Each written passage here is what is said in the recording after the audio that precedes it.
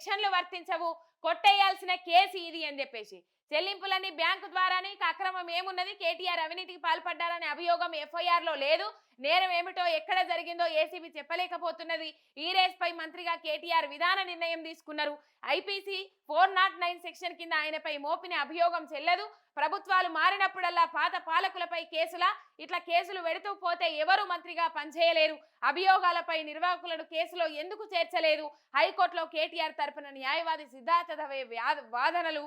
Formula ఈ కేసులో తీర్పును వాయిదా వేసిన జస్టిస్ లక్ష్మణ్ అని చెప్పేసి ఇక్కడ వార్త చూస్తా ఉన్నాం. మొత్తం మీద అక్కడ చెప్పినా కదా ఇంతకు ముందే, అక్కడ వాళ్ళ దగ్గర ఎవరైతే కేసు వేసిండ్రో, లేకపోతే ఏసీబీ తరపున న్యాయవాది కానీ, లేకపోతే ప్రభుత్వం తరపున లాయర్ కానీ, వీళ్ళ దగ్గర ఎటువంటి సమాధానాలు లేవు.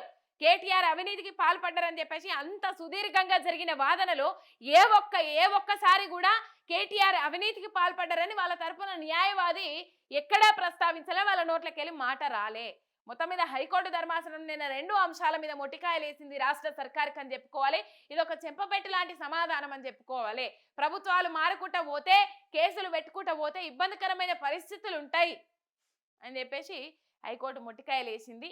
ఎన్ని రాజకీయ కక్షపూరితమైన విధానాలతో పోయినా నిజం అనేది ఇలా మీరు అబద్ధాలతో విర్రవీగచ్చు. నిజం అనేది రేపటి దినాన బయటకు వచ్చినప్పుడు ఈ అబద్ధాన్ని కూకటి వేళ్లతో పెకిలించి వేస్తుంది అనేది మాత్రం వాస్తవం. అనవసరంగా డైవర్షన్ పాలిటిక్స్కి దిగి మందుల ఈడికే పల్సన ఇండ్రు, మందుల పల్సన కాకుండ్రి. ఇప్పటికైనా కొత్త సంవత్సరం నుంచైనా ప్రజల ప్రయోజనాల దృష్ట్యా ఇప్పుడు ఏదైతే ఇవ్విత్తం అని అన్నారో, ఇవిత్తం అని చెప్పాను కదా, అది కేవలం స్థానిక సంస్థల ఎన్నికల కోసం హామీలు, మళ్ళా మాట దాటేసే ముచ్చట్లు కాకుండా ఇప్పటికన్నా ప్రజల ప్రయోజనార్థం, ప్రజల జీవన విధానం మెరుగుపడేటట్టు పనిచేస్తూ పెట్టుండ్రి. దేశే అప్పు తెస్తానే ఉన్నారు, అప్పు చేసి పప్పు కూడా అన్నట్టు చేస్తా ఉన్నారు రాష్ట్రం పరిస్థితి.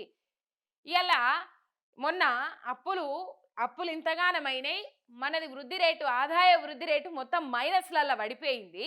దాన్ని పెరిగిన ఖర్చు అని చెప్పేసి గొప్పగా తాటికాయ అంత అక్షరాలు రాసుకున్నారు. కానీ ఇక్కడ మైనస్లు మాత్రం చూపెట్టలే. అట్లా పేకుడు వార్తాపత్రికలు అట్లున్నాయి అన్నట్టు.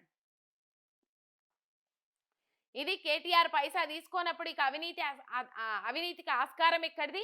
ఫార్ములా ఈ కేసులో సుప్రీంకోర్టు న్యాయవాది సిద్ధార్థ దవే వాదన తీర్పు రిజర్వ్. అప్పటిదాకా కేటీఆర్ను అరెస్టు చేయొద్దన్న హైకోర్టు అని చెప్పేసి ఇక్కడ వార్త. ఇక మంత్రి విధానపరమైన చర్యలే తీసుకున్నారు, విధానపరమైన నిర్ణయం తీసుకున్నాడు.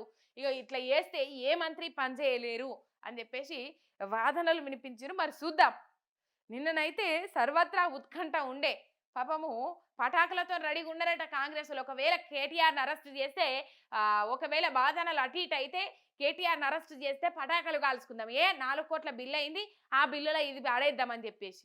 మన పైసలు ఏమన్నా మన జేబులకి వెళ్ళి పెట్టేటి ప్రజలు ఏనాయి? పటాకులు కాల్చేందుకు 4 కోట్ల రూపాయల ఖర్చు పెట్టిందంటే ఇక చూడుండ్రి. ఇది వరకు రుణమాఫీ కానీ రైతుల ముచ్చట లేదు, రైతు భరోసా ముచ్చట లేదు, ఆ కుదరని ఏకాభిప్రాయం అని చెప్తాండ్రు. ఇక ఇట్లా అట్లా మొత్తం మీద ఈ పరిస్థితి ఉన్నది.